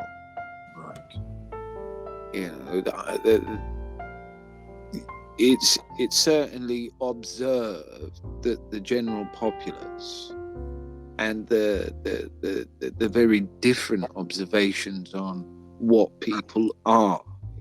Are you this? Are you the physicality? Are you the voice in your head? Are you your brain? And seldom people ask of themselves these questions. And so when we poise such, why not, worldly ideas, these lofty notions of a comprehension to what this is all about, being able to articulate a position from a particular standpoint of a perception. Yes, well done, Carl. A perception of understanding. Because that's all it is, and nothing more than an understanding in a waiting of new comprehensions. For as we could certainly understand, as we've gone through life, without even getting into the theoretical world of philosophers and stoic reflections on previous minds, just in our everyday society, we can see how people go through this procession of learning. Now, the question, I suppose, that's somewhat being wrapped up in what you're saying, Iani, is it a state of programming or a state of learning? Right. And in some cases, is it a state of remembering? Right. And that, again, this presented another thread of thought of contention, I suppose, within one's own observation, is that, well, if all matter, like we've heard people say, and myself say, is nothing more than energy oscillating at lower frequencies, and the very mathematics of the building blocks of our universe through pi, the golden ratio, the golden mean, sacred geometry, these 5 platonic solids that seem to make up all the components of the physical world that we experience. And then the notion that the other experiments that have taken place that have hinted and indicated that the presence and the perception and the intent of the observation of matter can bring about unique realities specific to those that are observing it. And that in and unto itself, when broken down into a universal cosmological language, is one of numbers, noughts and ones, binary code. When we look at the satellite that was first shot out into space with the binary code and the genetic makeup and the frequencies of which Earth life uses. You know, it was in noughts and zeros. It's perceived to be the universal language of comprehension. It's what bring those that are of higher learning but of alternative dialect can communicate through the universal comprehension of mathematics, which in turn we could say is coding. And if we are an observation and the projector of such coding, then I suppose we could safely surmise that the universal brain is a quantum computer of information.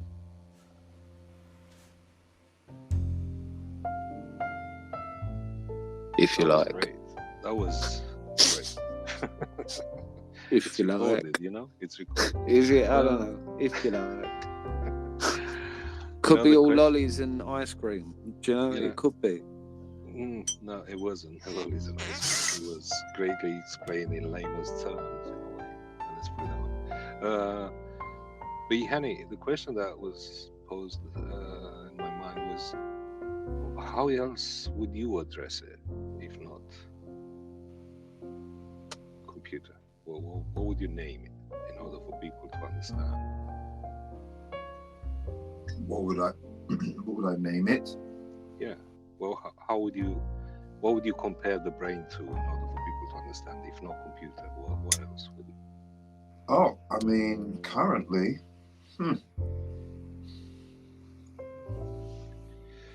Remember, for the majority to understand it.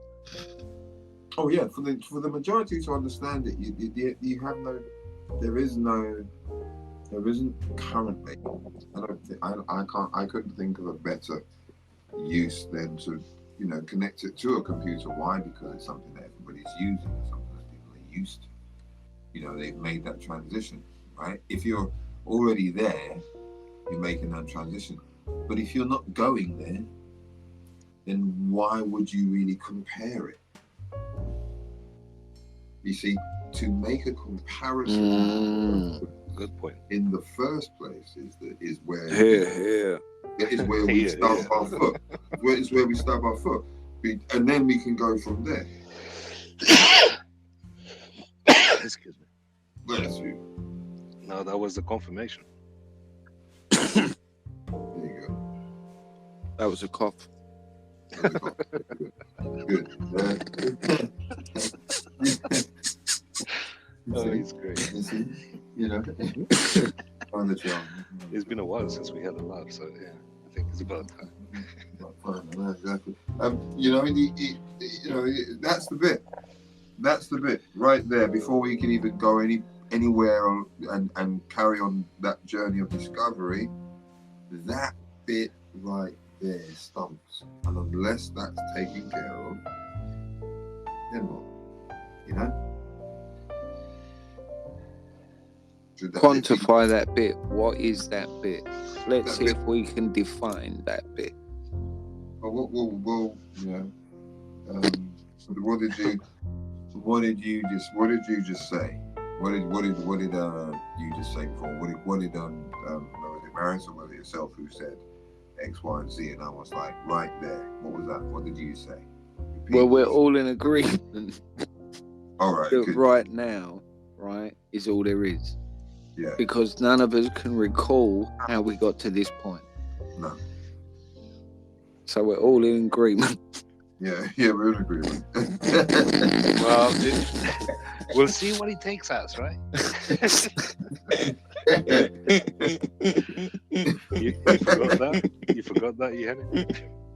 Yeah. No, we were good. We're good. Yeah. Oh, it's classic. That's the beauty of it. That's the beauty of it. Classic. We addressed quite a few different subjects, so Christmas extravaganza. we uncover it. No, we opening the presents. That's what we opening, the presents. Do you know what?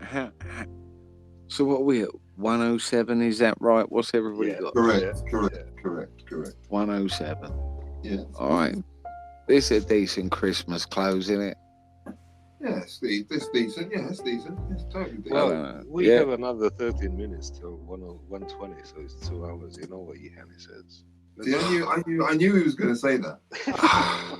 Knew he was going to say it was coming. Of course, it was coming because of the 2 hour. Because don't forget, he wanted to do 2 hours that day. We didn't. He said, okay, you guys have already made that decision. No, it's not you guys. It's not you guys. It isn't. I was No, that's what he said. definitely No, that's team what 90 Marion said. minutes. No, that's what Marion said. Remember do you remember when the earlier show and Mario's I do. Where he wanted 2 hours and it was like exactly. 90 minutes is good, man. We actually this one's we've taken it past 90 minutes. We have. Yeah. We're at a good 18 minutes past, but I mean, so I mean, so what? In conclusion, you know, with regards to feelings. Yes. Well done, Marius. Well done. Exactly. Where do we stand? And you know, what question are we asking our audience to? What question are we asking our audience to consider? And then to maybe, and then we'd like for them to give us feedback. You know, hit us up. You know, write in the comments or what have you. Say hello, blah blah blah. You know, show you know, whatever. And just, you know. I love the way it just went totally off the boil there. It just drifted out. How was I closing this? Right, in conclusion, you was asking what were we feeling on our emotions? What's the conclusion on our emotions, right? Because that was the subject, wasn't it? On what we were discussing. Yeah. So I have no saying idea. what question? First of all, what question to the audience about the audience? Okay. You know, and then let them take part, let them jump in and be part of what we're doing. You know, because we love them, they love us, we love them, right? So, you know, what do we want our audience to consider? What maybe it's what we should, maybe something that we could consider doing is at the end having the audience, giving the audience some homework, something for them to consider, for them to look at. You know, small, nothing too strenuous, nothing that's going to take them, put them on Prozac or anything, but you know, just something, a minor bit of introspection, because don't forget, introspection was we did introspection, right? So maybe now's a good time. Maybe now would be a good point, because in order to get to your feelings, you've got to do what? So before we can ask them to go to their feelings, right, we got to see whether they can go in, and that's where introspection comes in, right? Yeah. So I was just curious. Maybe the homework or the referenced understanding would be for. Well, you know, a question that comes up is. Go. The question comes up for the audience. Come on, what comes up? Oh, shut up. It is what it is. It's part of the programming. I'm still using it. Very big.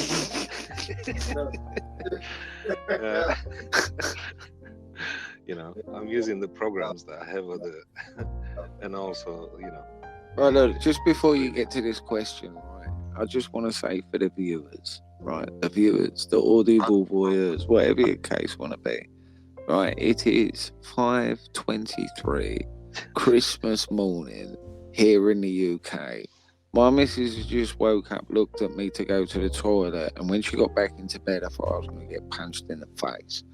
But so let's get to your point. Oh, sounds brilliant. I need to go to bed.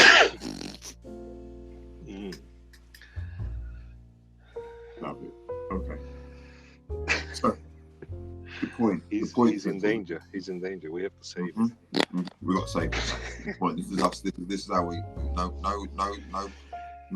podcaster left. No Lord left behind. So let's see what we can do. I appreciate it, gentlemen. I appreciate it. Trust me, there's no harm. It was all fictitious and fake, right? But no, she did wake up and look like she was going to hit me, right? But let's come to see if we can. You may have promised surmise something that what you haven't we. delivered. So you know what I mean.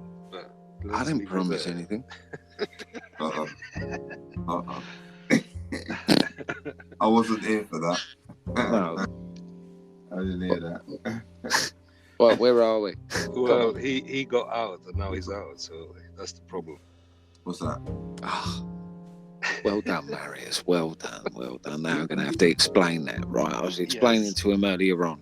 We was having a conversation on the phone, right? And I weren't planning to have a little drink or a little chat, me and the missus. Well, we just had a fabulous Christmas Eve. In fact, it was quite rambunctious, Nice. right? It was great, right? And then as I was just about to get cozy, I got this text. Do you want to chat? And I didn't know if it was you or Marius, really, because it just comes up as the number, right? And I was like, yeah. Because somebody asks you want to chat, they want to talk, don't they, really? Yeah. Experience tells us they want to talk. And if you're a friend, then it's Christmas, you got to talk. What's up? And then I went through this whole Mickey Flanagan sketch. As our conversation continued, and the grass meadow rolled out in front of us, and the bottle of toffee vodka or whatever it is popped off and started to make me feel like a pirate. I found myself out. You see, I was out. I didn't mean to go out. I was just out now, right?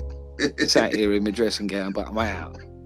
And then Iani, like an hour later, Iani rocks out, and Iani's just been out, and now all three of us are out, right? And it's 26 minutes past 5 on Christmas morning. Do you get the gist? It's like, Yeah, I love you, so I really do. What a great Christmas. That's funny. Oh dear.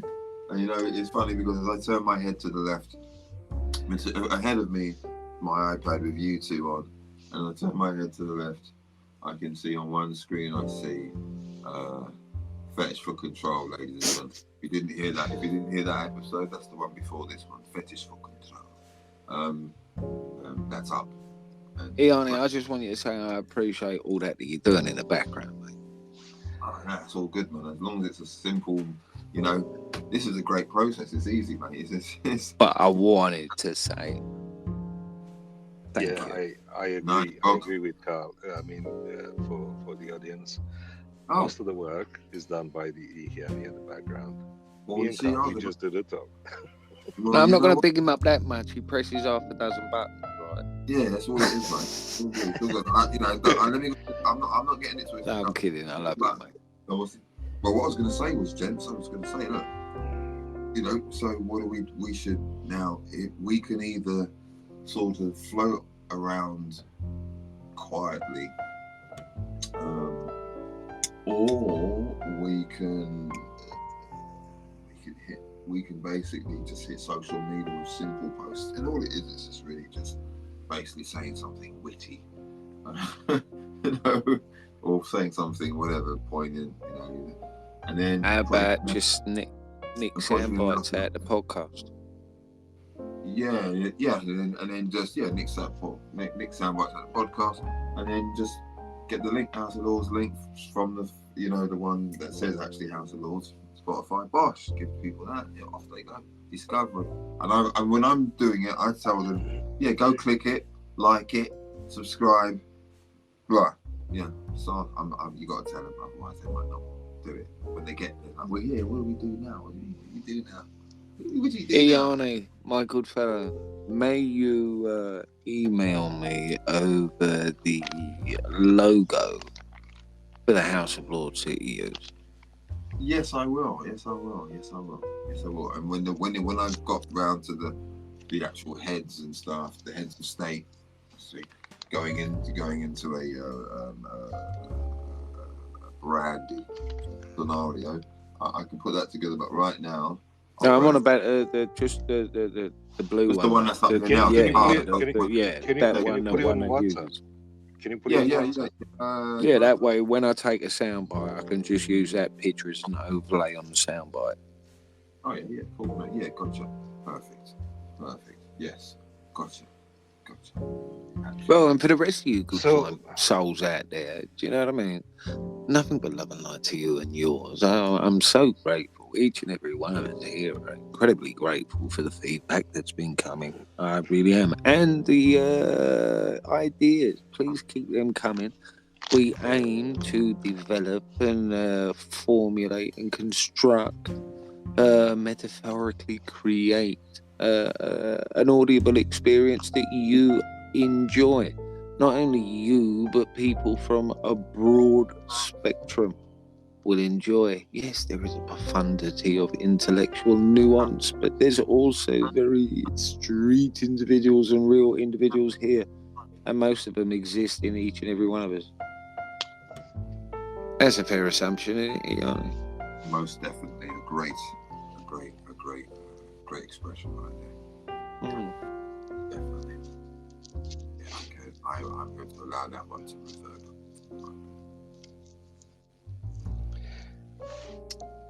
And it's not just enjoy it. Actually, it's a lot of benefits that comes out of these discussions.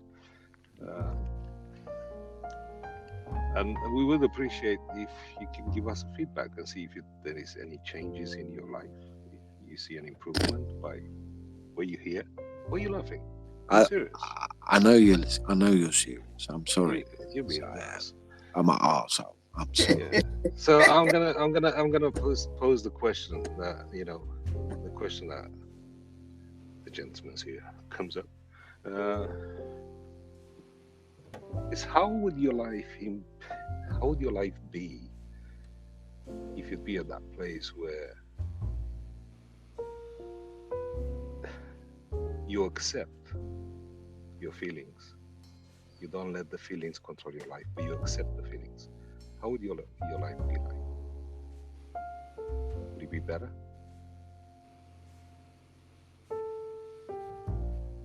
That's the question. Do you know what? That's a great question, Marriage. It really is. It's a great question. But remember, the show is about feelings and about what we're experiencing, right? And when the question was posed to me, and I said, coming to terms with the diverse spectrum of my character. And while you were saying what you said, then you just rounded it up ever so beautifully. A facet of my character presented itself really loud in my head. It's fuck 'em, it's Christmas. Oh, he's calm. He's definitely calm. I love it. That's why we are out. I do love them though, man. That's why we So are out, because we are the brothers. We're out. We start the Christmas together, and then that was beautiful. Well, I'm just being honest. thank you for your honesty.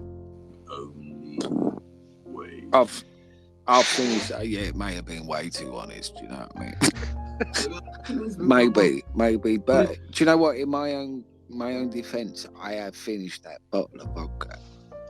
See, there you go. Well, Yeah, But do I can hear them now. Oh yeah, but when people have had a drink, right, they say what they really mean. You might be right.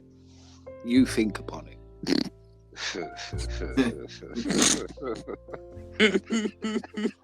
Luckily, you finished the bottle at the end of the show. Luckily, you did it at the end of the show, not the beginning. Oh, Carl. It's good. It's good. It's been a pleasure, though, gents. It really has. It's been unique, actually. I've never actually done a Christmas like this. This is unique. It is. You know, thank you, gentlemen, because you guys are into this. Like, I like it. I like this, gentlemen. The thing is, Ihani, what's the beautiful thing of it? Because even though we do this podcast, we just like brothers. We call each other. Should we talk? Yeah, let's do a podcast with it. Let's share it with the others. Just be real. Marius, Yes. it's 2 minutes past 2 hours on fucking Okay, Christmas. Go. Go to fucking bed. Oh, it's crazy. No, but I do love you, so I really do. Iani, Well, it's you true. open the show. Go on, Marius, finish off. No, I said it is true. You know, as soon as we reach each other, let's chat. Boom, boom, let's chat. We're like brothers. That's how it is. There you go. And I think the moral or the lesson for the audience is you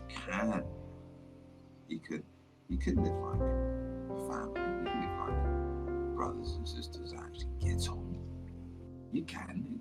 It's a choice. At the very beginning of the show, there was a paradigm shift, and you shared it. We shared it with you, right? If you don't believe me, go back to the beginning of the show. Oh, that was Go back to the beginning of the show, but you'll hear the paradigm shift that I, with the assistance of marriage, making me look at what I was expressing, right? Looking at the futility of what I was expressing and going deeper, and then finding the actual real resolution, right? There was a paradigm shift. I made that decision and immediately I felt completely different. And he said, "So how do you feel?" I had to be honest. I was like, "Look," and that's why I described it the way I described it, so that you guys knew that I was expressing the fact that yes, there was a paradigm shift, just like that, based upon Maris's question to me, which realigned my thought process. So if that can happen for me, maybe that can happen for you. Thank you both. This has been the House of Lords. Ihani, myself, Carl, Marius, my two brothers in arms. We thank you. We look forward to you. Stay locked, stay tuned, subscribe, follow, tell your friends. Iani, Yes. Merry Christmas, everyone. Merry Christmas. happy holidays, man. Season's best. Yes, yes. And to the rest of you, nothing but love and light from all of us here at the House of Lords, honestly. Mwah. Ta-ra. Did you just say ta-da? I heard that too. Just sounds He like said that, didn't he? Just sounds like He's integrated. He's Oh my integrated. gosh, well done. Ta-da. Sounded like Ian and Sharples, mate. That's wonderful. Wonderful. Oh, Okay. We'll see you next good time. night, gentlemen.